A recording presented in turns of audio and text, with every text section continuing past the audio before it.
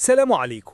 ازيك يا فنان، عامل ايه؟ النهارده معانا انمي ميكس كده، كوميديا على اكشن. بس قبل ما نبدأ العظمة دي ما تنساش تصلي على النبي عليه افضل الصلاة والسلام، وتنزل تحت تروق على اشتراكك ولايكك وما طولش عليك. ويلا بينا نبدأ الحكاية. ده هو كاين، ولد في ثانوي كان ماشي مرة رايح على إحدى المحلات علشان يشتري له شوية أكل، ولكن فجأة بيسمع صوت صريخ جاي من هناك، وبيلاقي بنتين بتجري من المحل وفي حرامي بيجري وراهم. كاين لما بيشوف الوضع ما بيقدرش يفضل ثابت وبيجري على الحرامي علشان يلحق البنات منه، ولكن للأسف بياخد السكينة ديت في بطنه. الواد بيقع على الأرض غرقان في دمه، خلاص بيودع، بس بيقول طالما هم بخير فأنا كويس وراضي. وهوبا الواد بيغمض عينه، من هنا بيصحى في جسم طفل. من هنا يا حلاوة كاين اتنقل لعالم تاني، وبتشوفه بنت كده من الخدم وبتجري عليه وبتحضنه أمه وهي كمان. بعد ما بتعرف انه عايش بتاخده بالحضن وكانت في قمة السعادة، والواضح يعني ان الطفل ده كان تعبان من فترة. المهم كاين بيبص في الملاية كده وبيتصدم، مين ده؟ مش انا بقيت صغير كده امتى؟ الام بتقول شكل حرارته لسه عالية، وبتأمر سيلفيا هتجيب له اكل علشان يتغذى. بيطلعوا من هنا وكان بيبدأ يفهم كل حاجة. من هنا أنا أكيد اتنقلت عالم تاني، لازم أتفقد كل حاجة علشان أطمن. سيلفيا بقى بتشوفه هو بيتفقد حاجات مش ولا بد، والوقت بقى في نص هدومه. هو صحيح عنده دلوقتي 3 سنين، بس هو في الحقيقة عنده 16 سنة، يعني كمية إحراج مش طبيعية. المهم سيلفيا بتجيب له أكل وبتروق عليه، والوقت كان في نص هدومه برضه مش قادر يعني يتكلم. المهم بعدها كاين بيقعد مع عيلته الجديدة وبيعرفنا بيهم. أبوه اسمه غارم، وأمه اسمها سارة، ودي بقى أخته ريني. أبوه متجوز واحدة تانية برضه وعنده منها ولدين، ديجين وإليك، يعني الأب ده مفيش منه. المهم بعدها سيلفيا بتاخد كاين وبتبدأ تعلمه عن العالم ده، وبتقول له فيه هنا وحوش وناس عندها طاقة سحرية. كاين بقى ما كانش مصدق اللي بيسمعه، كأنه عايش في حلم جميل كان نفسه يحققه. بيقول أنا في حياتي القديمة ما كانش عندي حد في عيلتي غير جدي، وكان مات قبلي بكام يوم. أنا هاخد وقتي بقى وأنا بستمتع في العالم ده. بعدها بيسأل أبوه عن السحر وبيقول له أنا عاوز أتعلمه. أبوه بيقول له بالسرعة ديت أنت لسه عندك 3 سنين بس يا ابني، أنت اتعلمت القراءة؟ فكاين قال له أيوة. الأب قال له خلاص اقرأ في كتب السحر لحد لما توصل ل5 سنين، وبعدها أنا بإيدي دي هاخدك علشان تتعلم السحر. فكاين قال له اتفقنا، ورجع على أوضته ملقاش حد جوه. جرب يستخدم السحر وفعلا قدر يستخدمه من أول مرة. ده ايه الجمدان ده؟ سيلفيا بقى بتيجي عليه ولكن بيداري سحره علشان ما تعرفش ريني. بعدها بقى بتدخل على كاين الأوضة وباين عليها بتحبه جدا، وشكلها كده عندها عقدة الأخ يا صديقي. المهم بتكرر تعلمه كل حاجة عن العالم ده، وبتعلمه حاجات كتير عن السحر. بتمر السنتين في لمح البصر، وأخيرا كاين بقى عنده 5 سنين وهو دلوقتي جاهز خلاص علشان يتعلم السحر. العيلة بتاعته فعلا بتستناه علشان يروحوا على الكنيسة ويعرفوا كاين هينفع يتعلم السحر ولا لأ. بيركبوا العربية وبيكونوا في طريقهم من الكنيسة، وأخته بتطلع الإحصائيات بتاعتها بتوريها له. ليه؟ الواد بيشوف حاجات كده غريبة اسمها الحماية، وبيسألهم عليها. بيقولوا له بص يا عم، الحماية ديت عبارة عن قدرة جامدة جدا من واحد من الأبطال موجود في الكنيسة. 7 أبطال، كل لما تاخد حماية أكتر كل لما تبقى جامد آخر حاجة، وأعلى مستوى في الحماية هو 5. ده إيه الحلاوة دي؟ بيوصلوا على الكنيسة فعلا، وكاين بينزل علشان يتعمد أو يباركوله يعني. الكاهن بيبدأ يتكلم، وفجأة المكان كله بينور. بيسمعوا صوت عجوز كده بيضحك. كاين بيتنقل على مكان الأبطال ال7، والواد ما عادش فاهم أي حاجة. هو أنتوا اللي هتباركولي بنفسكم ولا إيه؟ الأبطال بيعرفوه بنفسهم وبيقولوا إحنا عارفين كل حاجة عنك، وبسبب شجاعتك في العالم اللي فات وتضحيتك بحياتك علشان تنقذ البنتين حضرنا لك مفاجأة ولا في الحسبان. كاين بقى بيتصدم وبيقول لهم إيه هي؟ ال7 أبطال بيدوله الحماية بتاعتهم، والواد ما عادش مصدق. الراجل العجوز ده بقى بيضحك كده في وشه وبيقول له انت لسه ما شفتش حاجة من اللي احنا عملناها. كاين بقى بيرجع كده والكل كان مظلوم من اللي حصل. ابوه بيقول له شوف حالتك كده وريهاني بسرعة، بس كاين بيقول له ادخل الحمام الاول وبعدها اوريها لك. بيطلع بره فعلا وبيروحوا على جنب كده وبيفتح الاحصائيات بتاعته. يا حلاوة، الواد واخد حماية من كل الابطال، ومش كده وبس، لا ده معاه عناصر وحاجات مفقودة وكل حاجاته ليفل ماكس. استنى يا صديقي، ليفل ماكس ايه؟ ده اقصى ليفل عندهم هو 5، ولكن كاين المستوى عنده وصل ل10 اضعاف اقوى حد هنا. وشكلها تلعب ولا ايه؟ كاين وقتها بقى بيخفي الاحصائيات ديت وبيقللها علشان محدش يشك فيه. بيرجع على البيت مع عيلته والدنيا تمام معاهم. ابوه بيقول له وريني بقى احصائياتك يا عم، ما نشوف جالك كام حماية كده. وهوبا الاب والكل بيتصدموا، بيقول له يا ابني ازاي انت عندك حمايه من كل الابطال؟ ومش كده وبس، لا انت ازاي طاقتك السحريه 340,000؟ ده اقوى حارس في القصر الملكي طاقته 100,000 بس. كاين اتصدم لما سمعه وما كانش فاهم اصلا كلامه ولا مستوعب اللي هو بيقوله. ابوه بقى بيقول له اوعى توري حد احصائياتك ديت والا هتبقى مطلوب دوليا. للدرجه دي احصائياته جامده؟ امال بقى لو وريها لكم الحقيقيه ده شكلها هتبقى معجنه يا صديقي. المهم بعدها كاين بيقعد مع اوضته كده، بيلاقي كتاب سحر مكتوب عليه فن الاستدعاء. بيستغل بقى ان اخته مش هنا وبيطلع بره يحاول يستدعي وحش ظريف او كلبة او اي حاجه حلوه، ولكن بيستدعي وحش عملاق. الوحش بيشوف بنت معديه كده وبيهجم عليها. ريني كانت ماشيه في الوقت ده كمان ووقفت جنب البنت وخلاص الوحش هيقتلهم. كاين بقى بيفتكر اللحظه ديت لما الحرامي كان هيقتل البنتين برضه، بيقول مش هسيبهم، بيجري عليهم علشان يحميهم من الوحش، والوحش بيمسك كاين وبيضغط عليه كان خلاص هيقتله. بس انت بقى متخيل ان هو هيقتله؟ لا والله، الواد بيستخدم عليه الاستدعاء العكسي وبيرجعه تاني لمكانه. بيقع على الارض فرحان باللي عمله، واخته والبنت ديت بيجروا عليه وبيشكروه. بعد كام يوم بقى ابوه بيعملوا حفل بمناسبه تعميده وتعلمه للسحر، بيعزم فيه ناس كتيره جدا والكل بيهيص. والاب بيسالك بقى هو ناوي يعمل ايه لما يكبر؟ الواد بيقول انا عاوز ازور اماكن كتيره جدا، عاوز احمي الناس الجميله ديت وابتسامتها وما اقصرش معاهم ابدا، انا هكون مغامر. الاب بيفرح جدا من كلامه والكل بعدها بيسقف له واحلى مسا عليك يا عم كاين. بعدها ابوه بياخده على السفره وبيقول له انا هجيب لك مدرس يعلمك السحر. الواد طبعا بيفرح جدا وتحسه اهبل شويه، وبعدها بيطلع على اوضته وعمال يتخيل شكل المدرس بتاعه. يا ترى هيبقى عملاق ولا ساحره شريره؟ لا انا كده اتاكدت ان هو اهبل يا صديقي. وبيشوف الخادم بقى وهو جايب له اللي هيدرس له وبيقع زي العبيط عليهم وبيقول لها انا اسف ما اخدتش بالي. والواد بيتحرك كده وبيعرف ان هو لسه نونو. والخادم بيقول له دول المدرستين بتوعك هم اللي هيدربوك على السحر وهيروقوا عليك. فكاين بيتصدم وبيعرف نفسه ليهم وبيدخلوا على جوه. بيتعرفوا بقى على باقي العيلة، والبنت ديت اسمها ميلي اما التانية اسمها تينا، وهيدربوا كاين لمدة 3 سنين. صدقوني 3 دقايق كفاية عليه والله. المهم بيطلعوا على ساحة القصر علشان يدربوه. الواد بقى كان متحمس جدا، وميلي بتقول له وريني كده يا باشا مهاراتك في المبارزة. كاين فعلا بيمسك السيف، وايه يا ابني اللي بتعمله ده؟ محترف من صغره. نينا بتقول لميلي ده شكله امهر منك انت متأكدة انك هتعلميه حاجة؟ قالت لا هنشوف دلوقتي. ندهت على كاين وقالت له شكلك جامد تعالى كده يا وهوبا مسكها كسر عظمها. البنت بتقول له كفاية يا عم انت عندك حماية من بطل الحرب ولا ايه؟ قال لها ايوه عندي. البنت قالت له علشان كده روح بقى لنينا هتعلمك السحر. نينا بقى كانت لسه هتشرح له الطريقة، لقيته بيقول لها استني كده هوريكي حاجة. وهوبا استخدم كل العناصر ال4 وكسر الجدار بدقبة واحدة. يا ابني ارحمني يا ابني، مين اللي بيعلم التاني دلوقتي؟ تينا بتقول له انت عندك حماية من بتلة السحر ولا ايه؟ فبيقول لها ايوه، والبنات حرفيا هيموتوا من الصدمه. بيطلع بعدها صندوق ادواته قدامهم وبيعرفوا ان هو مش ولد عادي، لا ده عبقري زمانه اللي هيكسر الدنيا. بيطلعوا بعدها على ابوه بيقولوا له احنا لازم ناخد كاين ونعلمه بره. الاب بقى بيسالهم ليه؟ قالوا له علشان طاقته كبيرة جدا ويمكن يكسر لك القصر بتاعك. الاب طبعا اتصدم وقال له ده اول يوم يا ابني ارحمني. فكاين بيتمسكن عليه كده، والاب بيقول له خلاص اتدرب بره بس بشرط واحد وهو انكم ترجعوا قبل الغروب.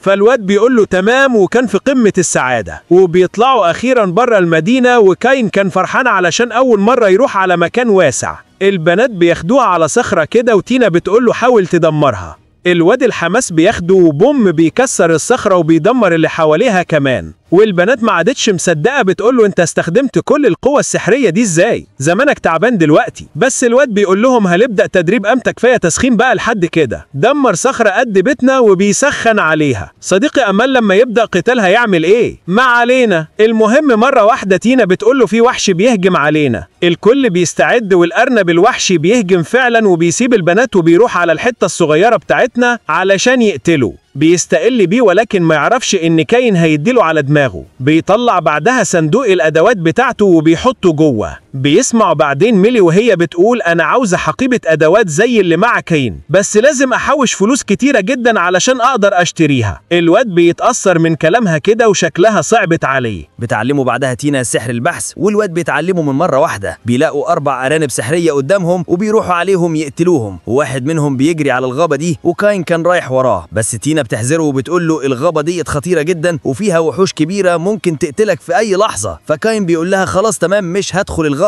بيرجعوا بعدها بقى على البيت والواد بيبص على احصائياته. ده الحلاوه ديت، الواد طلع 8 مستويات مع بعض علشان هزم ارنب سحري بس. امال لو هزم خنزير بقى يا صديقي هيقلل له 1000 مستوى ولا ايه؟ ما علينا. المهم تاني يوم ميلي وتينا بياخدوا كاين على النقابه، ده علشان يسالوا على وحوش سحريه اقوى من الارنب بشويه وياخدوا المعدات اللي هيحتاجوها. بتعرفهم البنت بقى اللي في النقابه بكل حاجه وبتقول لهم ان في شويه ذئابه في الحته ديت، لو رحتوا هناك هتلاقوهم. بس الحته الصغيره ده بقى واقع من انهي واحده فيكم؟ ميلي بتقول لها ده ابن حاكم المنطقه. البنت بقى ولما بتعرف بتترعب وبتقول له انا اسفه يا سعاده البيه انا ما اعرفش. وبعدين واحد بغل كده بيقوم على ميلي وتينا بيقول لهم انتوا بتعملوا ايه مع الطفل ده؟ مفيش مهمات بتعرفوا تعملوها غير الحضانه ولا ايه؟ يلا يا بنت اعملي للاعلى منك كوبايه شاي علشان يروق عليه. البنت ما بترضاش، فالواد بيمسكها كده وصاحبتها بتحاول تدافع ولكن 2 بيكتفوها برضه وخلاص الواد هيضرب ميلي. وبام بيلاقي كاين بيقول له ايدك لا توحشك. الراجل بقى بيقول له يلا قابليا من هنا مش عاوز اضربك علشان ما اقلش من نفسي. بس انت متخيل بقى ان هو هيضربه؟ لا والله كاين بيكسر عظمه ويحرجه امام كل النقابه، وانا طبعا راضي ومصدق. الواد بيقوم من تاني ولكن كاين بيروقه من جديد، بيجري على السيف وبيزعق وبيقول له اخلص عليك بيه. بيهجم على الواد بسرعه جدا ولكن بيتفادى كل هجماته بسهوله. بيمسك بعدها السيف ما بين صوابعه وبيرميه بره، بيرمي اصحابه هم كمان وبيلحق قمرين بتوعه. تينا بتروح عليه بعدها كده وبتحضنه وبتقول له شكرا علشان حمتنا، بس في المره الجايه انا احميك. وميلي هي كمان كانت في قمه السعاده والدنيا اخر حلاوه. بيروحوا بعدها على الغابه وبيتدربوا والدنيا بقت 100 فل و10. بيفضلوا على الحال ده لحد لما ال3 سنين بيخلصوا وبيجي اخيرا يوم تخرج كاين من عندهم، ده على اساس انهم مدرسه يعني. كاين بقى بيلبس بدلته كده وبيفكر في هدايا يعطيها للمعلمين القمر بتوعه. بيفتكر ميلي وهي بتقول انها كانت عاوزه حقيبه ادوات وبيقرر يعمل لها واحده. بيستنى لحد بالليل وبيروح على الغابه المشؤومه، بيلاقي غول احمر كده وعملاق وبيحرقه بالنار بتاعته. بيقول بعدها دي هتليق على ميلي. بيروح بقى على تنين اخضر تاني كده وبيخلص عليه، ودي بقى لتينا وهو محسسني ان هو بيموت ناموسه يا صديقي. ما علينا. المهم الحراس في المدينه بيشوفوا الانفجارات اللي بتحصل وبيطلعوا الجيش بيجروا على هناك ولكن ما بيلاقوش اي حد خالص. بس ابو كاين بقى بيشوف منديله والقبض بيتصدم وبيعرف ان ابنه اللي عمل كل ده. تاني يوم بقى كان كاين بيخلص له على 15 ذئب سحر كده وبعدها بيقول للمدرسين بتوعه خلصت. بيروحوا بعدها عليه بقى وبيقولوا له انت النهارده اتخرج. كانت فترة جميلة جدا قضيناها معاك وانت احلى كين في الدنيا. الواد بيتحرك كده قدامهم وبيطلع لهم الشنط اللي عملهم. بيقول لهم انا عارف ان دي حاجة بسيطة بس يا رب تقبلوها مني. البنات طبعا بتفرح جدا منه وبيدوا له هم كمان هدية. بعدها البنات بتودع كين وبتقول له لو احتجتنا في اي حاجة هتلاقينا في ظهرك، يلا سلام. كين بيرجع للبيت ومش عارف هيعمل ايه الفترة اللي جاية. بلاقي ابوه بقى داخل عليه كده بسرعة وبيقول له انت اللي كنت في الغابة امبارح صح؟ كين قال له ايوه، في حاجة ولا ايه؟ ابوه بيقول له انت عملت ايه هناك؟ قال له مفيش يعني، قتلت لي تنين على غول احمر بس كده. الاب بيتصدم وبيقول له انت بتحسسني انك قتلت الدبانتين دول، وحوش اسطوريه ممكن يخلصوا على المدينه كامله، يبقى خد بالك بعد كده علشان ما توقعناش في مشاكل. فكين بيقول له تمام وبيعتذر منه جدا وبيقول له ما تقلقش يا عم مش هكررها تاني. تاني يوم بقى كين بيروح على تنين عملاق كده وبيخلص عليه. بيبص كده على طاقته لقاها بتزيد بسرعه مش طبيعيه وحرفيا فاضل له شويه ويدمر الارض من قوته. المهم بعد سنتين كين بيركب العربيه وبيروح مع عيلته علشان يقدم على المدرسه السحريه. اخته كانت فرحانه جدا وعماله بتشجعه والاب كمان فرحان ليه، العيله اخر روقان. بس فجاه وهما ماشيين كين بيلاحظ ان في حوش بيجموا على شويه ناس قدامهم. بيقول لابوه عليهم وبيبعت حراس علشان يلحقوا الناس، بس كين بياخد باله انهم مش هيلحقوا يوصلوا في الوقت المناسب وبيسيب العربيه بسرعه وبيستخدم قوته بيطير على هناك. وفي الوقت ده كان في شويه حراس بيحرسوا عربيه كده والوحوش بتهاجم عليهم من كل حته. قائد الحراس بيقول لهم احموا الاميره باي وسيله وما تسيبوش الوحوش توصل لهم. بس الوحش كان خلاص قدامه وهيقتله يا صديقي. تخيل بقى ان هو هيموت. لا والله بيظهر الاسطوره كين في لمح البصر وبيمسك الوحش وبيسميش عليه. كل الوحوش بتتهزم والحراس مش مصدقين اللي شايفينه، وازاي الواد الصغير ده قادر يعمل كل ده. كين بعدها بيروح عليهم وبيعرفهم بنفسه، بيقول لهم ابويا جاي كمان شويه علشان يساعدكم. الحراس ما بتقدرش تقف وبتقع من التعب قدامه، فبيعمل تعويذه شفاء وبيشفي كل المصابين في ثواني. وهنا الكل كان مبهور ومصدوم منه. بس كين بعدها بيقول لهم انا اسف لان سحري بيقدر يشفي المصابين بس ولكن مش هيقدر يرجع الموتى للحياه. وبياخد بعدها جثث اللي ماتوا وبيحطها في البعد بتاعه علشان يوصلها لاهاليهم في المدينه علشان يقدروا يدفنوهم. بعدها ابوه بيوصل هناك وبيشوف شعار العربيه كده بيتصدم، ده شعار العائله الملكيه.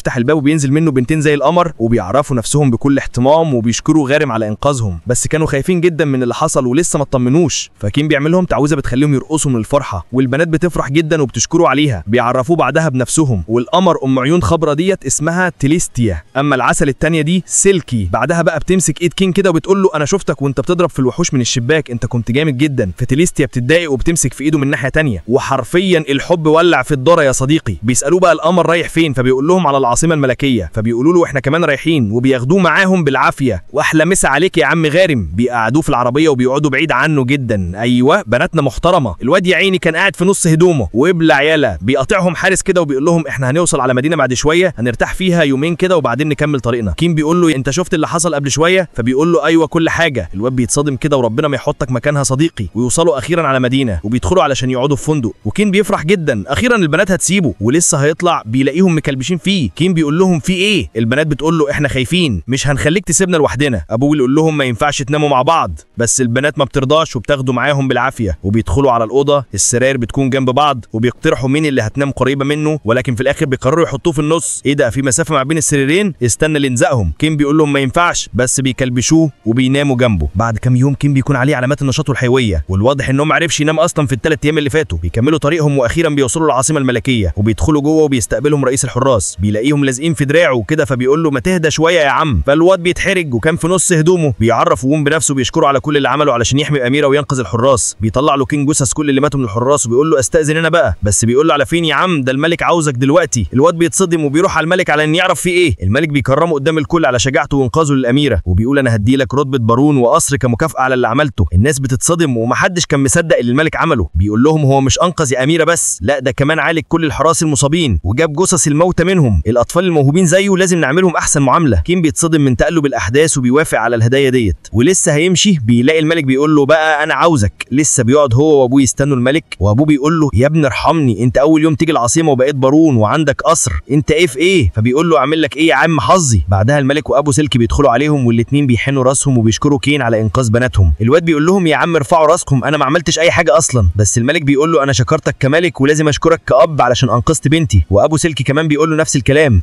الواد بقى بيفرح جدا وكان في قمة السعادة. بعدها الملك بيدخل في صلب الموضوع وبيقول له انا اخطب لك بنتي تيليسيا وسلكي.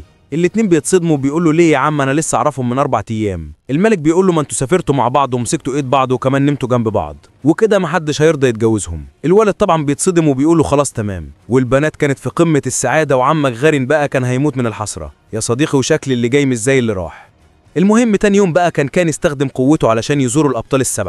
بيوصل عندهم فعلا والابطال بيرحبوا بيه وبيعرفهم بكل اللي حصل له، ان طاقته بقت بتزيد بسرعه جدا وما عادش فاهم ايه اللي بيحصل للراجل ده. بيقول له ما انا اللي مزودها لك يا عم، وانت حاليا بقيت اقوى واحد في العالم ومفيش بشري هيقدر يقف في وشك. كان بيتصدم وبيقول له تمام يا عم. بس في واحده تانية بقى من الابطال بيقوح على كانت كده وبيقول له ايه رايك تعمل لنا لعبه في العالم ده؟ العالم ده ما فيهوش مرفهات وتحس ان الناس كلها كارهه نفسها كده وعاوزين حاجه تسليهم. فكان بيقول له سيب الموضوع ده عليا، هعمل لكم لعبه جامده وهظبط الدنيا. بالفعل الواد بيرجع للعالم تاني وبيكون خارج مع اخته علشان تشتري شويه هدوم. ما بيقدرش يستحمل في المحل ده كتير وبيطلع بره يجري من المناظر اللي شافها. بيقابل ألما بره والبنت بترحب بيه وشكلهم صحاب من زمان. المهم ابوه بيشوفه وبيرحب حبيب بكل تواضع. بياخد كانت جوه المحل بتاعه وبيطلع ان هو تاجر شاطر جدا وبيفهم تقريبا في كل حاجه. كان بيقترح عليه موضوع اللعبه وبيديله التصاميم وكل حاجه علشان ينفذها. الراجل بتعجبه فكرته جدا وبيقول له بس التكاليف غاليه علينا ومش هنعرف يعني نتحملها. كان بيطلع له العمله ذهبيه كده وبيقول له كده تمام ولا ايه؟ الراجل بيتصدم للمبلغ وبيقول له ده كده تمام التمام. بعدها كان بيسيبه بيلاقي رين واقفه قدامه متضايقه كده علشان ما شافهاش في الهدوم الجديده. بتقول له كنت فين يا استاذ وليه سبتني ومشيت قبل ما تقول رايك في الهدوم؟ كان قال لها اصلك كده حلوه في اي حاجه وعينيا يعني وجعتني من حلاوتك. البنت قالت له تمام واتاثرت بالكلام ده. بعدها رجعوا على البيت وفضلت معاده قدام زن بيته وخلته يتفرج على كل الهدوم بتاعتها. المهم بعد كام يوم اللعبه بتجهز والتاجر بيبعت له علشان يشوفها. بيشوفها فعلا وبتطلع زي الموجوده في العالم بتاعه وبيعمل عقد مع التاجر بيها. والابطال ال7 بياخدوا النسخه الاولى من اللعبه وكان بيخلي التاجر يعمل نسخه تانية وده علشان ياخدها ويديها هديه للملك في الحفله بتاعته. التاجر بيقول له تمام هعمل لك اللي انت عاوزه، بس ايه رايك نفتح مشروع ونبيع اللعبه ديت ونتاجر بيها؟ كان قال له تمام يا عم وعطاله فلوس علشان يمولوا المشروع بتاعه. بعدها موعد الحفله بتاعت الملك بيقرب وكان بيروح مع عيلته هناك. ابوه بيقول له بص يا ابني انت بعيد دلوقتي بارون وكل البنات هتحاول تقرب منك فخلي بالك بقى. كان قال له تمام وقرر يهرب اول لما يشوف واحده. بالفعل بيوصلوا على الحفله وكان بيبدأ يرحب بالكل هناك، وسيلفيا وأبوها كانوا قدامهم. البنت كانت قمرت صراحة، والواد لما شافها كده عجبته وقال لها ايه الحلاوة ديت. البنت هي كمان اتأثرت وقالت له مفيش أحلى منك. أبوها بيقطعهم وبيقول له ده انت عيل مش سالك، يلا روح وسلم على الملك. بيروح فعلا وبيسلم على الملك وبيمدح في تيليسيا برضه، والبنت هي كمان بتتأثر. الواد ده مش راحم حد يا صديقي. الملك بيقول لغارم انت ربيت زين النسا ده على ايه؟ ابوه بيقول له والله انا ذات نفسي مش عارف. بعدها كان بيعرض اللعبه على الملك وكان في قمه السعاده لما بيشوفه. بيقول له بعد ما بيشوف انا اصلا كده عاوزك بعد الحفله ديت علشان اشوف حوارك مع البنات ده، فاستناني بقى وما تمشيش علشان هروق عليك. الواد بيقول له تمام، وشكله كده كان متوتر جدا. المهم بعد شويه كان بيقابل تيليستا وبيقعد معاها والدنيا بتبقى اخر حلاوه، ولكن سوء حظه الواد اللي شبه البرميل ده بيتنمر عليه وبيقول له انت قاعد مع تيليستيا ليه؟ جايب معاه 2 كمان من صحابه وشغالين تنمر على الولد. بس تخيل بقى ان كان يفضل ساكت لهم؟ اكيد لا، يعني بياخدهم بره علشان يتنفسوا. ولما بيخرج بره الواد ده بيقول لك اقعد على الارض واعتذر يلا والا هروق عليك. وفجاه بنلاقي واحد منهم بيجير كتاب سحري وبيفعل تعويذه، وهوب بيهجم على كان. بس ايه الهبل ده؟ ولا كانه بيحدفه بعود كبريت يا صديقي. التاني بقى بياخد كتابه وبيهجم على كان هو كمان. واخرب بيت الضحك يا جدعان. تيليستيا بتقول لهم ان كان خلص على جيش كامل من الوحوش خلال لحظات، بس ما بالكم بقى هيعمل فيكم ايه؟ العيال بقى لما بيعرفوا ان ده الواد اللي انقذ بنت الملك بيجيبوا ورا كده وبيهربوا من المكان قبل ما يتحط عليهم اكتر من كده. ما علينا. بعد شويه كده بنلاقي مستشار الملك بيديله مفتاح قصره الجديد وبيقول له على مكانه، وبالفعل كان بيروح على هناك وبيلاقي القصر مهجور وحالته بالبلاء. بيتمشى في القصر شويه وحرفيا المكان بيبقى قاطع ميه ونور، بس كان بيقول بسيطه وهوب بيستخدم سحر وبيرجع القصر الجديد اخر حاجه ولا كأنه لسه متشطب. ولو بتسأل على القصر ده بقى صديقي، في القصر ده هو هدية من الملك اداهوله كمكافأة بعد لقب البارون، وبنعرف ان هو بقى بعت لفريق الخدم اللي كان عندهم في البيت، ولما بيروحوا له بيسلموا عليه وبيبقوا مبهورين جدا من نظافة المكان. في الأثناء ديت بقى بنلاقي عيلة كانن وصلوا القصر وبيبقوا مصدومين من حلاوته، بس فجأة بيسمعوا صوت سويت جاي من الخارج وبيروحوا ناحية الصوت ده بسرعة، وأيوة تنين مرعب حرفيا موجود في المكان. وغارم هو التاني كان هيتشل من الخضة، بيقول لك هو ايه ده بالظبط. وهنا الولد بيقول له يا عم ما تخافش، ده انا خلصت عليه في الغابه وقلت اخد تذكره معايا واستخدمت سحر بعدها يعني وعملت تمثال هنا. غارم بيقول له ان التنين ده لوحده يقدر يخلص على نص المملكه بالمغامرين اللي فيها، ومع ذلك انت عامل من امه تمثال، ده انت جاحد يلا. وعموما بقى بيعرفوا ان التنين ده بيعد كنز وطني وانه يساوي فلوس بالهبل. وفجاه بيعرفوا ان هو لازم يبعت دعوات لكل النبلاء في المملكه ويستضيفهم عنده في القصر، وان دي عاده عندهم. وبالفعل كان بيرتب لده كويس جدا، وبتجي له فكره مجنونه وانه هيقدم برجر في الحفله كنوع طعام غير مقلوب بالنسبه لهم. ومش كده وبس، لا ده هيصنع لهم مشروبات غازيه كمان، وحاجه اخر دلع الصراحه. هو بالفعل بيستخدم سحره وبيصنع كاسات يقدم فيها المشروب، وبيجيب شيف كده وبيديله وصفه الطعام، واخيرا بيقدر يصنع البرجر. ولما الخدامه بتجرب الاكل والمشروب اللي عاملهم بتنبهر منه.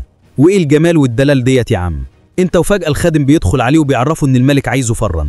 ولما بيروح هناك بنلاقي الملك متعصب جدا، وده لان النائب بتاعه عمال يعاند فيه بالدعوه بتاعت كانت، وبيقول له بالرغم ان انا اللي اديتك القصر ده الا انك حتى ما بعتليش دعوه حضور زي الباقي. وبيقول له بما انك جوز بنت وزي ابني فاحب اقولك انك ابن عاق وما تربيتش. لا ده ايه الهبل الملك ده بس. فجاه كان بيطلع دعوه خاصه بالملك وبيقول له انا عارف انك قد ايه مشغول، وعلشان كده كنت مستني الوقت المناسب اللي اقدر اقابلك فيه وادي لك الدعوه بنفسي. وهنا الملك بيفرح كده وبيعاند النائب بتاعه زي ما انت شايفه كده. واخيرا بقى بيجي وقت الحفله، وكانت وغارم بيبتدوا يستقبلوا الضيوف، وبنلاقي النائب واصل مع تيليستيا بيسلموا عليهم وبيدخلوا القصر جوه، والنائب بيتصدم لما بيشوف التنين قدامه. وفي الوقت ده كان بيدخل القلعه وبيرحب بالحضور وبيقول قد ايه هو ممتن ليهم وبيشكرهم بسبب حضورهم النهارده. وبيبتدوا بعدها يشربوا المشروب اللي كان عمله، وايوه جمال ودلال وحاجه اخر حلاوه. الملك هو التاني بيوصل وبيقعد على الترابيزه وبيقول ايه المشروب ده، واول لما بيجربه بيعجبه جدا، وكل كوم لما بياكل البرجر كوم تاني. الملك بيتجنن على الاخر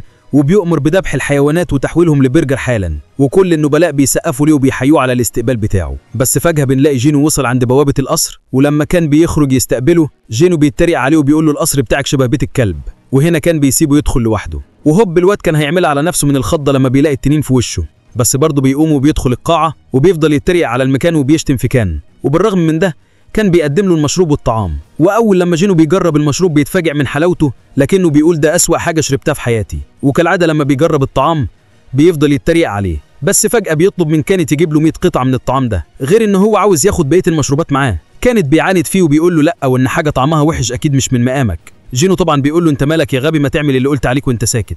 وبنعرف ان كان بيحضر مصيبه ليه وبيعصبه لحد لما يشتموا علشان الملك يسمعه، وهوب الملك بيظهر من وراهم بينفضوا حرفيا، وبيقول له زي الكلب تخرج من المكان والا هشيلك من منصبك واخليك بواب القصر بتاعي. وكان بيهرب بسرعه، اما تيليستيا فبتكتشف ان كان يقصد يوقع جينو في شر اعماله ويستاهل اللي حصل له والله. وبعد شويه وقت كده بنلاقي كانت واقف مع قائد الحرس في القصر الملكي، وبنعرف ان الملك طلب منه يدرب الحراس بشكل شخصي الفتره اللي جايه. وفجاه بنلاقي قائد الحرس بيقول لكانت انا سمعت ان عندك تنانين في القصر بتاعك، وبيساله اذا كان التنين ده حقيقي ولا لا. وفجاه كانت بيقول له ان هو معاه مجموعه كبيره من التنانين وممكن يتفرجوا عليهم كمان. بياخدوا لساحه التدريب وبيطلع صندوق الادوات بتاعه، وقائد الحرس بينصدم، بيساله هو ازاي قتل كل ده لوحده. وبيقول له كمان انت استحالة تبقى انسان عادي، اكيد وراك سر كبير. وهنا كاين بيتوتر كده وبيطلب منه يبدأ التدريب حالا. وبالفعل قائد الحرس بيجمع الجنود وبيعرفهم ان كاين بقى المدرب بتاعهم اليومين الجايين. احد الجنود بيقول له انت ازاي بتقول كده؟ ده طفل عنده 10 سنوات بالكتير، اكيد يعني مش هيعرف يدربنا.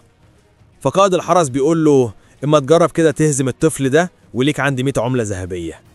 الراجل بيقول له تمام، وبالفعل بتبدأ المعركة ما بينهم. وفجأة كاين بيتحرك زي الشبح وبوم بيخلص المعركة في ثواني. وفي الوقت ده الجنود بيعرفوا قد ايه كاين قوته مرعبة وبيبدعوا في الهجوم عليه. وفجأة بنسمع صوت بيزعق وبينادي عليهم وبيطلب منهم يوقفوا ده حالا. وبنعرف ان دي الحارسة المقدسة في القصر الملكي، وبالمناسبة اسمها دبرين، بتزعق معاهم وبتقول لهم ازاي تهاجموا طفل زي ده؟ انتوا موعين اللي بتعملوه؟ بس قائد الحرس بيعرفها ان ده كاين اللي خلص على مجموعة الوحوش لوحده وانقذ بنت الملك كمان. برين لما بتعرف ده بتتحول تماما وبتقول اخيرا الاقي حد يسد قصادي في القتال. كاين بيقول لها استهدي بالله يا ستي وبلاش تهور، وبيبقى مرعوب منها. بس على مين؟ دي برين بنت المجانين بتهجم عليه كل غباء، وكاين بيتفاجئ من قوتها وبيصد ضربتها بالعافية. ولكن انت فاكر ان هو يسكت على كده؟ لا والله، الواد بيتحول لشبح وبيجي من وراها وبوم بيخلص المعركة في ثواني. ده ايه العظمة ديت؟ وفي الوقت ده بنلاقي برين متسمرة مكانها وبتقول اخيرا لقيتك، اخيرا لقيت الشخص اللي هيهزمني، وبتقرر تتجوزه حالا. كاين بينصدم وبيقول لها جوازي ايه؟ بس انا لسه عندي 10 سنين. برين بتقول له بسيطة، شوف انت جاهز امتى وانا مستنياك، ولكن لحد اليوم ده ما يجي انت هتفضل موجود معانا هنا وهتفضل تحت عناية كمان. ولما بيعرفها ان الملك هيرفض بتجره من القفاه، وبتروح عند الملك بتعرفه انها قررت تتجوز كاين، واي حد هيقف في الجوازه ديت هتجيبها جله. والله زي ما بقول لك كده. الملك طبعا بينصدم وبيسأل كاين هو ايه اللي حصل بالظبط. فبيقول له والله ما انا عارف حاجه، انا دخلت معاها في قتال وفزت عليها، ومن ساعتها وهي على الحال ده. الملك بقى عرفها ان كلا من بناته وبنت النائب مخطوبين ليه، وبالتالي بتفتكره هتصرف نظر عن الجوازه ديت. بس ليه والله؟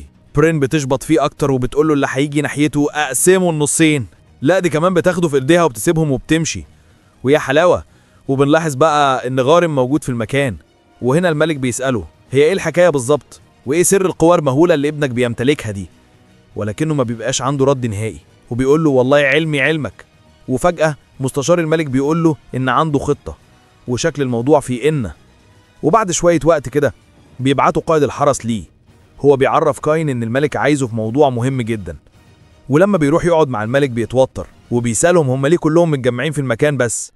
فجأة بنلاقي مستشار الملك بيديله كتاب سحر محرم وبيعرفه ان الكتاب ده هدية من الملك.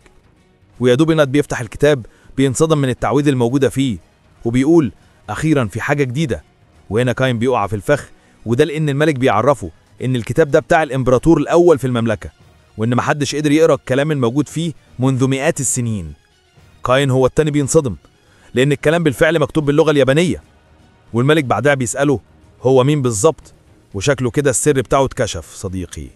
وهنا كاين بيقول لهم تمام، وبيقرر يعترف بكل حاجة. بيعرفهم ان هو جاي من عالم تاني وتم احيائه من جديد، ومع ذلك هو فاكر كل ذكريات حياته الاولانية. وبيقول لهم ان هو جاي من نفس المكان اللي جه منه صاحب الكتاب ده، وانه كان خايف يقول لهم كده لا يبعدوا عنه ومحدش يقرب منه ويعيش لوحده زي حياته اللي فاتت، وقد ايه كان دايما وحيد.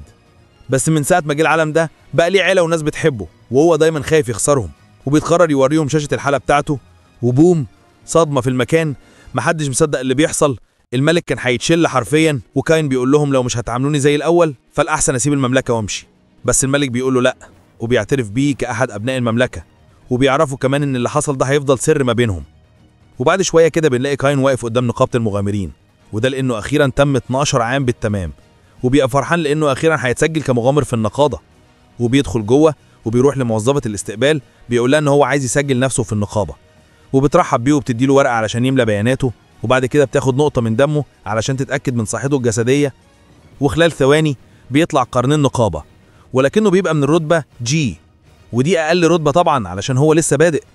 وفي الأثناء ديت بنتفاجئ بمجموعة من المغامرين بيتنمروا على موظفة الاستقبال وشغالين يرخموا عليها، لا ده كمان بيهجموا على كاين. بس على مين يا حزين انت وهو؟ الواد بيختفي زي الشبح وسطهم وبيتفادى كل الهجمات، وبنلاقي مغامر شكله قوي جدا بيتدخل في القتال وبيقول لهم لو عاوزين مشاكل فانا جاهز. وفي اللحظة ديت بيجيبوا ورا كلهم وبيجروا من المكان. اما بقى كاين فبيشكر المغامر على مساعدته، بس المغامر بيقول له مساعدتي ايه يا عم؟ ده انا اتدخلت بس علشان الحقهم من اللي انت هتعمله فيهم. وبيقول له كونك اتحركت بالسرعة ديت فانت اكيد مش حد عادي. وبيقعدوا بعدها سوا وبنعرف ان اسمه ليد، وبيرحب بكاين وبكونه ده اول يوم ليه كمغامر. وبنعرف ان ليد من الرتبة ألف، وايوه كاين بيقول له ان دي اعلى الرتب الموجودة، ولكن ليد بيقول له ان الملك الاول للمملكة بتاعتهم كان من الرتبة اس، وان دي اعلى رتبة موجودة في العالم ومحدش غير الملك ده قدر يوصل لها. وفجأة بس عصاية بترزع فوق دماغه وبنعرف ان دي لمراته، لا دي كمان منافسه زيه بالتمام، وبتقول ان هم وراهم مهمة ومع ذلك هو اتأخر عليها. كاين بقى بيعرفها بنفسه وبيقول لها ان ليد كان بيساعده واكيد ده السبب اللي اخره. فلين بترحب بيه وبتقول له علشانك بس انا هعدي الموضوع.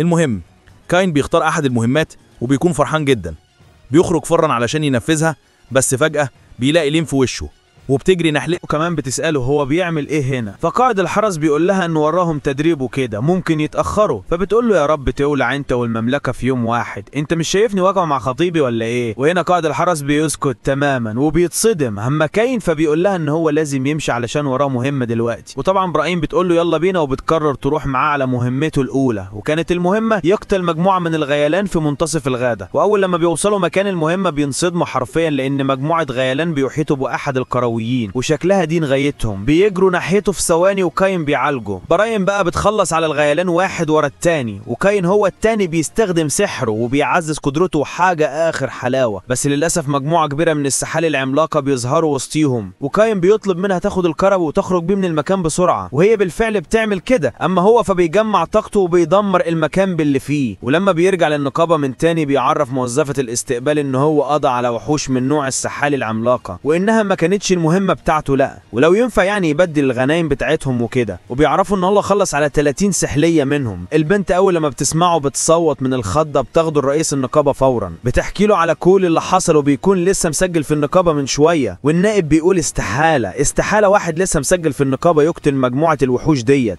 اكيد في حاجة غلط، وعلشان كده بيتهموا بالغش وبيقولوا انه مش هيسيبه ولازم يعاقبه كمان. وهنا رئيس النقابة بيدخل عليهم، والنائب ما بيصدق، بيقولوا ان الطفل ده غشاش ولازم يتعرض لاشد العقاب ويبقى عبرة لاي حد بيفكر يحتال على النقابة. وفجأة الباب بيتفتح من تاني وبتطلع براين وبتجري على كاين وبتحضنه. رئيس النقابة هو التاني بيكلم النائب بتاعه، هو بيقول له تسمع عن احد الابطال اللي انقذ بنت الملك من فترة وقضى على جيش كامل من الوحوش؟ اهو ده بالظبط اللي عمل كده. لا ده كمان اللي مش عاجبك ده دلوقتي رتبته بارون، غير ان هو ابن القائد غارم حاكم الجنوب ويبقى خطيب اختي دلوقتي. والله زي ما سمعت كده، براين هي اخت رئيس النقابة. وهنا النائب كان هيعملها على نفسه وبيعتذر لكاين على كل اللي قاله. وفي الوقت ده رئيس النقابة بيقرر يبدل رتبة كاين للرتبة ألف، ودي أقل حاجة يعني ممكن يعملها معاه. ومن الناحية التانية بنلاقي السحرة المسؤولين عن حماية العالم بيتكلموا سوا، وبنعرف إن في شر كبير ممكن يدمر العالم، وإن كاين الوحيد اللي يقدر يتغلب على الشر ده. وعلشان ده يحصل كاين لازم يعلي قدراته أكتر وأكتر، ومفيش غير واحد بس اللي يقدر يساعده ويدربه، بس يا ترى هو مين؟ المهم بعد كده بنروح لكاين وبنعرف ان النهارده يوم اختبار الالتحاق بالاكاديميه، ولسوء الحظ الواد بيصحى متاخر، بس ما يهمش، لا كاين بيستخدم سحره بوم بينتقل للاكاديميه في لمح البصر. ده ايه الحلاوه ديت؟ بيدخل يسجل بياناته وبيروح على الفصل، ولكنه بيستغرب حبتين، ده مفيش اي حد من ابناء النبلاء موجودين في المكان، ولا حتى تيلس ولا تيليستيا. ما علينا، بيبدأ الاختبار الأول وبيكون أسئلة عامية ومدته ساعتين بس كاين بيقدر يخلصه في أول ربع ساعة من الوقت. ولما المدرسة بتقول له أنت ما بتحلش ليه؟ فبيقول لها إن هو خلص من بدري، وعلشان كده بينتقل الاختبار التاني وبيبقى اختبار السحر. المدرسة بتقول لهم يستخدموا كامل قوتهم في إصابة الهدف، ولما كاين بيسألها إذا كان ممكن فعلا يستخدموا قوتهم كلها، فبتقول له ما تقلقش إيه، لأن في جدار حماية حوالين المكان. ولما بيجي الدور عليه بيقول أنا استحالة أسمع الكلام المتخلفة ديت واستخدم كل قوتي، وبيستخدم أقل ضربة عنده، وعلى العكس تماما قوة أسطورية محدش مصدقها بتدمر المكان بالكامل. المدرسة بتصوت وبتقول له هو ازاي ده حصل أساسا؟ امال بقى لو استخدمت قوتك كلها كان ايه اللي هيحصل؟ ما علينا. بنروح للاختبار التاني وبنعرف ان هو اختبار مبارزة، وبنلاقي مجموعة من مغامرين الردف هيتابعوا الاختبار، وبنشوف ليد واقف وسطهم وبيسلم على كاين وبيقول له انت ايه اللي جابك هنا؟ وبيتحمس جدا وبيقول له تعالى يا حلو انا هختبرك بنفسي. وبالفعل بيبدأ القتال ما بينهم، وليد بيقول له هات اللي عندك علشان مش هرحمك. كاين هو التاني بيقول له من عينيا، وبيهجموا على بعض بغباء، سرعتهم فوق مستوى الجمدان، الاتنين قوتهم مرعبة حرفيا. بس على مين؟ ده كاين لسه هيسخن يا حزين. وفي الوقت ده مسؤول الاختبارات بيوقف القتال ما بينهم وبيقول لكاين يمشي من هنا حالا، وان اختباره انتهى ويجي بكرة ويسمع النتيجة، وده لانه عقد الطلاب من قوته وما عادش حد عايز يكمل الاختبارات. ما طبيعي صديقي. المهم بنتفاجأ بعد كده بمدير الأكاديمية وبنلاقيه عند نائب الملك، وبيعرفه بأمر خطير جدا، وهو إن أحد الأطفال العامة بيمتلك قوة مرعبة ودمر الأكاديمية، عقد المدرسين قبل الطلاب. وفجأة بنلاقي النائب عمال يضحك وبيقول له ما تكملش، لا ده أكيد كاين اللي عمل كده. ولما الملك بيعرف اللي حصل بيستدعي كاين عنده، بيقول له أنا سمعت من تيلس إنك ما حضرتش الاختبار. ولما كاين بيأكد له إن هو حضر فبيقول له تمام، وعلى كده بقى تقدر تقول لي الأكاديمية ليها كم مدخل؟ كاين بيقول له ليها مدخلين، المدخل الشمالي مختص بالنبلاء، والمدخل الجنوبي مختص بعامة المملكة. فالملك بيضحك وبيقول له طب يا موكوس ايه اللي دخلك من المدخل الجنوبي؟ الله تصدق عندك حق. الملك بيقول له بقى اللي حصل حصل، وخد بقى الورقة ديت مكتوب فيها تكاليف إصلاحيات الأكاديمية واللي المفروض تدفعها بسبب غبائك. وبعد كده نتائج الاختبارات بتطلع، وبنعرف ان هو نجح طبعا، لا ده كمان اتصنف الأول على الصف بالكامل، وإن تيلس وتيليستيا كانوا التاني والتالت على التوالي.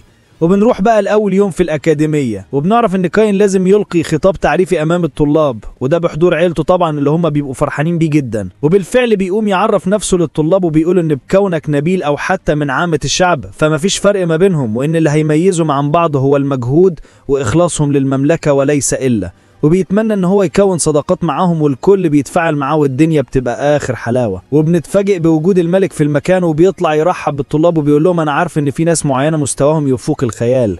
وبيقوم رازع كاين بالقلم على قفاه وبيقول اتمنى انهم يخلوا بالهم وما يستخدموش قوتهم نهائي، وبوم بيرزعوا من تاني. وهنا كاين بيعرف ان الملك يقصد بالتحديد كاين. وما حلنا بقى بعد كده بقى بنلاقي كاين بيتمشى في الأكاديمية وبيسمع صوت بيقول له روح على المكتبة حالا. هو بالفعل بيروح هناك ويدوب بيفتح الباب بيلاقي نفسه في عالم غير العالم. بيدخل جواه وبيتفاجئ بواحد غريب كده قدامه وبيقول له انا بقالي كتير قوي مستنيك. الواد ما عادش فاهم اي حاجة ولا عارف مين اللي قدامه ده. المهم بيقعدوا سوا كده وبيعرفوا بسر خطير جدا. ايوه بنعرف ان ده يويا ملك الاول لمملكة ايسفورد. قايم بقى بيتصدم وبيقول له انت ازاي لسه عايش لحد دلوقتي؟ هو بيفكره شبح ولا عفريت. بس يويا بيضحك وبيقول له تقيله انا هفهمك كل حاجة بعدين، بس لازم تعرف انك هنا علشان تتدرب تحت ايديا. الواد بيقول له تدريب ايه يا عم؟ انا اساسا بعاني بسبب مقدار القوة اللي عندي. وهنا يويا بيقول له تمام اما تجرب كده تاخد البسكوت ده من ايدي. ولما كاين بيجرب بيتصدم. يويا سرعته تفوق الخيال وبيحط السيف على رقبته كمان. كاين بيعرف ان الموضوع دخل في الجد وبيقول له هو ايه المطلوب مني بالظبط؟ ايوه كان المفروض يقاتل أروم ملك الشياطين في العالم ده، وشكل الملك ده مرعب وقوته مهولة حرفيا. وبنعرف انه يا قدر يخدم قوته ويحبسه من 300 سنة، ولكن بعد ما عمل ده انتقل لعالم تاني معزول تماما وما عادش قادر يرجع لمملكة إيسفورت من تاني. وبنعرف ان السحرة طلبوا من يودا يدرب كاين لان الختم على أرون على وشك الانكسار وقريب جدا هيخرج للعالم من الجديد. وهوبا بينقلوه المكان بعيد عن القصر بتاعه، بيديله سيف وبوصله كده علشان ما يتوهش في المكان، وبيقول له اول تدريب ان هو لازم يجتاز الغابه ديت ويرجع للقصر بس من غير ما يستخدم سحر الانتقال الآني بتاعه يعني. تمام. وبيعرف ان هو هيحتاج اكتر من سنه علشان ينفذ المهمه ديت، بس ما تقلقش السنه في العالم ده تعادل يوم واحد مش اكتر. ويلا سلم. وبالفعل كاين بيدخل الغابة وبنتفاجأ بوجود وحوش قوتها مرعبة جدا، ولكنه بيقدر يخلص عليهم واحد ورا التاني. بس فجأة بنلاقي وحش مرعب بيظهر من وراه وبيمسكه وبيحط عليه وبيكتفه. بس لا، كاين بيقدر يخلص عليه ولكنه بيفقد طاقته تماما وبيقع على الأرض، ما عادش قادر يتحرك. بيستجمع قوته وبيكمل طريقه وبيتفاجئ بوجود ذئب جريح قدامه بيروح ناحيته وما بيرضاش يخلص عليه وبيقرر ان هو يعالجه. بيستخدم الباقي من طاقته حرفيا وبالفعل بيقدر يعالجه، ولكنه بيفقد وعيه وبيقع بعدها على الارض. الوحوش بتهجم عليهم، بس هو ايه ده بالظبط؟ الذئب بيخلص عليهم كلهم في ثواني، وكاين بينصدم من قوته، وبعدها بيبقوا اصدقاء وكاين بيسميه هاك وبيقرر ان هو ياخده معاه. بيعدي الوقت في السريع واخيرا كاين بيقدر يرجع للقصر من تاني، وبنعرف ان عدى عليه 5 سنوات بالتمام. وهنا يويا بيسلم عليه وبيعرفه ان هاك هو احد الوحوش المقدسه وقوته فوق مستوى الجمدان، وبيأمره يحتفظ بيه ويستدعيه في اي وقت. وفجأة بنلاقي شخص غريب دخل عندهم وبالمناسبة اسمه دير، وبنعرف ان هو هيتولى المرحله القادمه من تدريب كاين. وبالفعل كاين بيفعل كل قوته وبيهجم على دير بغباء، وبوم دير بيديله ضربه واحده بتجيب اجله وبتخليه يفقد وعيه تماما. واول لما بيفتح عينه بيلاقي نفسه عند دير في البيت، وبيتعرف على زوجته وبيلاقي عندهم تنين صغير كده وبيبقى مبهور بيه جدا. ما علينا، بيكملوا تدريب بس المره دي كاين بيساند قصاده، وبنعرف ان مستواه اتطور كمان، ولكنه اول لما بيرجع البيت بيقع قدام الباب من التعب. وبعد مرور سنه كامله بنلاقي كين بقى في حته تانيه خالص، وقوته بقت أضعاف مضاعفة، وبوم بيقدر يخلص القتال وبيقضي على دير وبيجيبه الأرض. ولما بيرجع القصر من تاني بنلاقي يويا واقف قدام مقابر كده، ويويا بيقرر يعرفه الحقيقة وإن المقابر دولت يبقوا والد كاين ووالدته. كاين بينصدم وما عادش مصدق اللي بيسمعه، وبنروح فلاش باك بقى وبنعرف إن ملك الشياطين كان أحد السحرة المسؤولين عن حماية العالم، ولكن تم طرده بسبب أفكاره الشيطانية، وإنه كان مهووس بقتل البشر. وبيتم استدعاء يويا وكيلان من سير وماجي دولت واللي هم والد كاين ووالدته. المهم بيتكلفوا بمهمة إنقاذ العالم من أرون، وبالفعل بتبدأ المعركة الحاسمة ما بينهم. بنلاحظ قد إيه أرون قوتها مرعبة ومحدش قادر عليه نهائي. ماجي بتضحي بنفسها وبتنقذ أصدقائها، أما سيرفا بيتعصب وبيهجم على أرون بغباء، وبالرغم إن هو بيتصاب بإصابة تقيلة إلا إنه يويا بيتدخل وبيقرر إن هو يختم قوته للأبد. وللأسف كل من سير وماجي بيفرقوا الحياة تماما وبيموتوا بسبب أرون. وبنرجع من تاني لكاين بعد ما عارف كل حاجة وبيتأثر ودموعه بتملى عينيه، ولكنه بيوعدهم إن هو ياخد حقهم وهيحمي المملكة لحد آخر نفس عنده. وفي الوقت ده بيقدر يتغلب على يويا وياخد البسكوت منه، وبالتالي بيكون جاهز للمعركة الأخيرة. يويا هو التاني بيرجعه لشكله الأساسي وبيقول له يرجع للمملكة لأن أكيد عيلته قلقانين عليه جدا، وبيديله السيف الخاص بتاعه وبياخد معاه هاك والتنين الصغير. وأول لما بيرجع بيلاقي الكل متجمع عنده في القصر وبيفرحوا جدا لما بيشوفوه. وبعد كده بنلاقي كاين راح عند الملك وتقريبا حكاله على كل حاجة بالتفصيل، وبيطلع السيف المقدس بتاع يويا قدامه، ويعين الملك دماغه كانت هتنفجر من الصدمة. وفجأة بنلاقي النائب بيعرفه ان اثناء غيابه اتبعت له رسالة من النقابة وانه لازم يروح هناك والا هيتم شطبه من النقابة تماما. ولما كاين بيروح هناك وبيقابل رئيس النقابة بيعتذر ان هو ما قدرش ينفذ المهمة اللي طلبها منه آخر مرة، وبنعرف ان هو طلب منه القبض على مجموعة من قطاع الطرق في احد الاماكن. ما علينا يعني. كاين بقى بيقرر ينفذ المهمة حالا وبياخد بعضه وبيروح على المكان المحدد.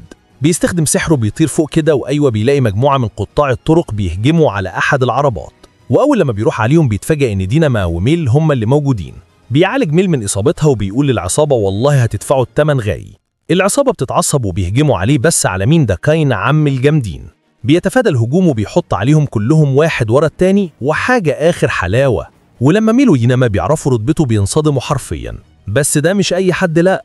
ما علينا. بيكتفوا العصابة وبيرجعوا على النقابة وبيسلموا المهمة لموظفة الاستقبال. وفي الوقت ده بنلاقي مجموعة من المتنمرين بيضايقوا كل من نيما وميل دولت، نفس المجموعة اللي كان حط عليهم لما كان عنده 5 سنين.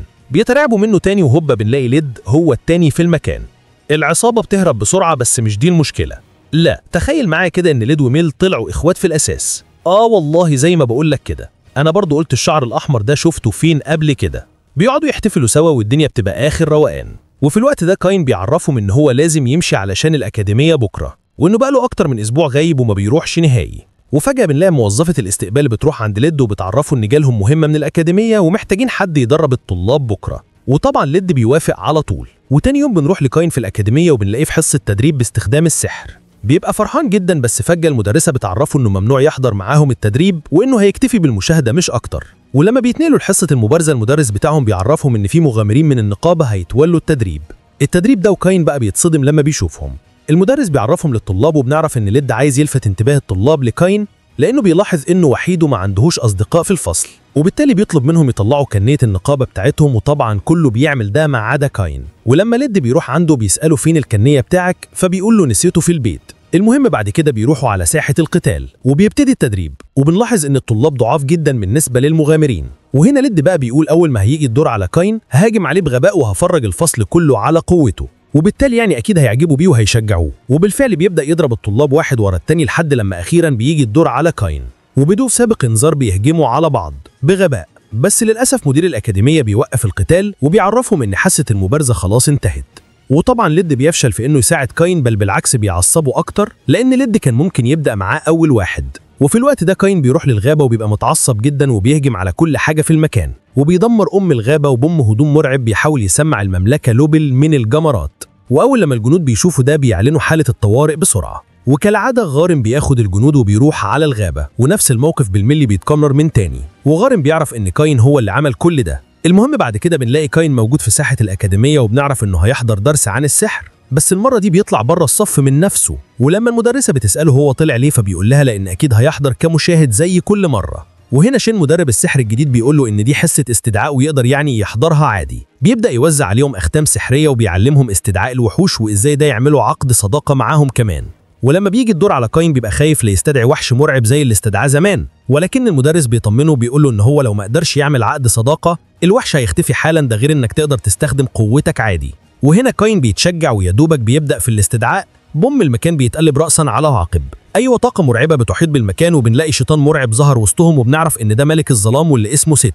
كاين بيستخدم الضوء وبيعمل كل الطلاب وبيبقى خايف عليهم، وهنا ست بيقدر يحدد مقدار قوة الشخص اللي قدامه. وفجأة بنلاقيه بيترمي على الأرض وبيقول لكاين اسمح لي أعمل عقد صداقة معاك بس والنبي ما تقتلنيش، أنا عندي شياطين بربيهم. والله زي ما سمعت كده. كاين بينصدم في الأول ولكنه بيقول له تمام وبيعمل معاه عقد الصداقة. وهنا ست بيقول له لو حبيت تدمر أي مدينة فأنا في الخدمة، ابعت لي على طول وهنسلمك الطلب في ثواني. ولما الملك بيعرف اللي بيحصل بيستدعي كاين في الحال وبيسأله إذا كان الكلام اللي سمعه ده حقيقي.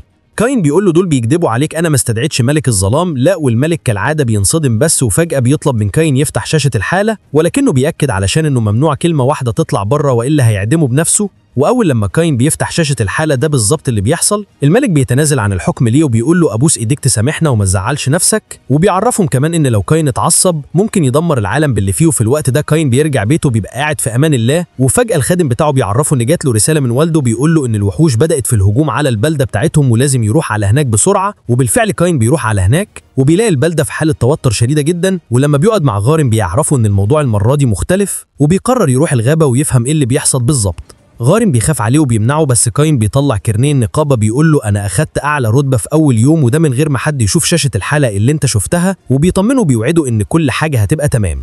وبعد كده بياخد بعضه وبيروح الغابة، وهناك بيستدعي كل من هاكو صغير التنين وبيبدأوا يستكشفوا المكان وبيقضوا على كل الوحوش في سكتهم. وفجأة بيحس بحاجة غريبة في المكان وبيقرر يستدعي ست بيطلب منه يستكشف الغابة معاهم. وفجأة ست بيعرفوا إن في كائن غريب في الغابة وإن الوحوش كلها بتجمع حواليه دلوقتي، وبيعرفوا إن ده شيء مش عادي. وعلشان كده بيطلب من كاين يسمح له باستدعاء أحد المساعدين بتوعه واللي هيفيدوهم جدا في الموضوع ده. وبالفعل ست بقى ساعة واحد كده، وبالمناسبة اسمه ماشين، وبيعرفوا بإنه تابع ليك دلوقتي وبيخليه يحييه كمان. بعدها بيسألوا إذا كان يقدر يفيدهم عن اللي بيحصل في الغابة، بس فجأة مجموعة من التنانين بيظهروا في المكان، وفي لمح البصر كاين بيخلص عليهم وبيجيبهم في شوال حرفيا. بيطلب من ست وماشين يكملوا استكشاف في الغابة، أما هو فلازم يحذر أصدقائه من اللي هيحصل. وبالفعل بياخد الوحوش وبيرجع النقابة وبيعرفهم إن دولت مجموعة وحوش من الرتبة ألف وإن الخطر بقى على الأبواب، وبيقول لهم يخلوا بالهم كويس. أما بقى ست وماشين فبيقرروا يتعمقوا أكتر في الغابة، ولكنهم بينصدموا من اللي قدامهم منظر تشبه للأبدان حرفيا. أيوة الوحوش اكتسحت الغابة وبيقربوا ناحية المدينة، والكارثة بقى صديقي إن أرون هو اللي ورا الهجوم ده. ست في لمح البصر بيروح لكاين وبيحذروا من هجوم مرعب على المدينة، وكاين بيقول لأصدقائه يجمعوا المغامرين ويحموا المدينة مهما كلفهم الأمر، أما هو فلازم يرجع الغابة حالا ويواجه الخطر. ومن الناحية التانية بنلاقي ماشين في معركة مع الوحوش وعمال يخلص عليهم وقوته مرعبة هو التاني، بس فجأة وحش بيجي من وراه وهوبا بيتم نسفه تماما. كاين واصل مع ست وبيحددوا مكان أرون وبيعرف إن هو السبب في اللي بيحصل ده. ست بيقول لكاين روح انت ليه وما تشغلش بالك بالوحوش، ايوه سيبهم لينا وانا عارف هعمل ايه كويس. كاين بيقول له تمام، وهنا ست بيستدعي اخواته الاربعه وحاجه اخر حلاوه، بيطلب منهم ان يمنعوا اي حركه من الوحوش باتجاه المدينه، وبيقول لهم يلا اشوفها بتولع دلوقتي. وفي الوقت ده بنلاقي المغامرين هم التانيين وصلوا للغابه وبيتفاجئوا حرفيا من ست اللي معاه، ومع ذلك بيستعدوا للقتال. واللي بيفلت من ست هم بيقابلوه وبيخلصوا عليهم واحد ورا التاني، ولكنهم للاسف عددهم بيكتر وما بيخلصوش، والمغامرين بدأوا يفقدوا طاقتهم وشكلها دي نهايتهم. وهوبا بنلاقي برين وصلت في المكان بتخلص على كل الوحوش والدعم بيوصل معاها كمان. وهنا الفريق بيتشجع وبيكمل قتال. واخيرا بنروح لكاين بنلاقيه طاير فوق عدد مهول من الوحوش وبيهجم عليهم بغباء وبيخضع عليهم في الحال. وفجاه بيلاقي هجوم مرعب ناحيته، بس على مين ده؟ كاين عم الجامدين بيصد الهجوم وبيتفاداه تماما. وايوه بيظهر في وشه تنين عملاق وبنعرف ان ده ارون، ولكنه معرفش يرجع من الختم في هيئته الحقيقيه. وفجأة بيجمع قوته وبيلاقيه بيضرب الأرض وبيخرج منها وحوش بالهبل. كاين بيحاول يمنعه بالكلام ولكن بلا جدوى، مفيش قدامه غير القتال. وفجأة بقى ارون بيقول له أنا بشبه عليك يا كلب السحر أنت. وهنا كاين بيفتكر باباه ومامته وبيقول له هتندمك على حاجة عملتها. بيدخلوا في معركة شرسة جدا وارون بيهجم عليه بغباء، بس على مين يا حزين؟ ده كاين عم الجامدين بيهجم عليهم هو التاني وبيجيب أبو الأرض. وارون بيتعصب وبيطير ناحية كاين وقوته مرعبة حرفيا. كاين في الوقت ده بيسرق هاكو صغير التنين وبيهجموا على ارون وبيوقعوه، وبيم هاك بياخد ضربه بتخلص عليه وارون بيهجم عليه من تاني، وشكلها دي نهايته. صغير التنين بيضحي بنفسه علشان ينقذه. بس انت فاكر ان كاين هيسيبهم؟ لا والله، بينتقل قدامهم وبيصد الهجوم وبيقول له مش هسمح لك تأذي اي لحد طول ما انا عايش، وهدافع عن اصدقائي لحد اخر نفس عندي، ده غير ان ليا طار قديم عندك وقت الحساب خلاص. وفجأة بيلاقي طاقم السحر أبو تحيت بكاين وبيضرب أرون بكل قوته. أرون هو التاني بيحاول يصد الهجوم، بس كاين مستواه في حتة تانية، طاقته بتنفجر تماما وبوم بيتم محو أرون من على وش الدنيا. ده إيه الجمدان ده يا جدعان؟ ما عادش حد مصدع عينه من قوة الهجوم. وفجأة سيست بيروح عند كاين وبيلاقيه مكمل في الهجوم لسه. سيست بيقول له بتهاجم مين يا حزين ولا يخرب بيت أمك كده؟ الواد دمر الغابة وما عادتش نافعة من تاني. وكل ده وفاكر إن أرون لسه قدامه، ده اللي هو إزاي يعني؟ المهم الوحوش بترجع الغابة من تاني والمدينة بتبقى تمام التمام، وكاين بيحتفل مع أصدقائه بالانتصار ده. بعد كده الملك بيستدعي كاين وكالعادة بيسأله هو دمر إيه المرة دي، وبيقعد ينصدم مش أكتر. وما علينا من الهبل ده كله، المهم الملك بيقرر يعين كاين كحاكم على مدينة ريتول وبيعمل احتفال كبير يليق بيه، بيرقيه بعدها المنصب وزير أمام أعين الجميع، وحاجة آخر دلع والله. وأول حاجة كاين بيعملها بيروح مدينة ريتول كأحد العوام وبيتجه لنقابة المغامرين، لأنه سمع قد إيه في عصابات خطيرة هناك. وده بالظبط اللي بيحصل، بيربيهم من جديد واللي بيلمحوا حرفيا بيمرجحوا. وبعدها بيقضي على الفساد في المدينة تماما، وبعد كده بيستخدم سحره وبيبني قصر أكبر من أي قصر انت شفته، لأنه تقريبا كده اتدبس وهيتجوز التلاتة اللي قدامك دولت، وحاجة آخر دلع يعني. الملك بعدها لما بيعرف كل الأخبار ديت أكيد انت عارف هو عمل إيه، بينصدم وبيجيله شلل من الواد كاين ده يا صديقي. وبس، ولحد هنا دي كانت نهاية الانمي بتاعنا. لو عجبك ما تنساش تعمنا وتحط لايك واشتراك للقناة، ويلا يا عم سلام.